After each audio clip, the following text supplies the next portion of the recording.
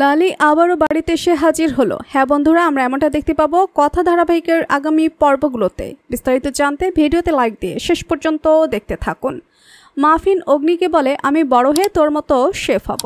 এই নিয়ে তারা কথা বলতে থাকে। ওদিকে চিকি কথাকে বলে, আমি বড় হয়ে তোমার মতন বোটানিক হব। কথা বলে এর জন্য কিন্তু খুব ভালো করে পড়াশোনা করতে হবে। চিকি বলে, তোমার মতো কথা বলে আমার মতো কেন তুমি তোমার মতো করে পড়াশোনা করবে? আচ্ছা, এবারে ঘুমিয়ে পড়ো।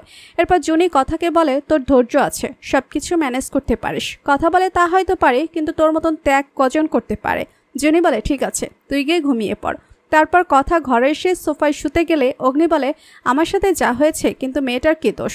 কথা বলে, মেয়েটা তো আমার মনের অংশ, তাই ও ঠিক একদিন বুঝবে ওর কথা মা এ কাজ কেন করেছিল।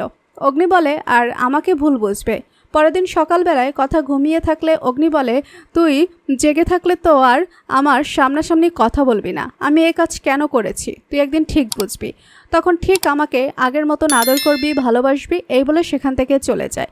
এরপর কথার ঘুম ভেঙে গেলে আপন মনে বলে, মনে হচ্ছিল পাচক মাসে আমার খুব কাছে ছিল নাকি, আমি স্বপ্ন দেখেছিলাম। অন্যদিকে চিত্রা ফোনে বিজ্ঞাপনে দেখে চিকি আর মাফিনের দেখভাল করার জন্য একজনকে চায়। সেটা দেখে চিত্রা লালিকে বলে, তুই ওই বাড়িতে বাচ্চাগুলো দেখভাল করার জন্য যাবি?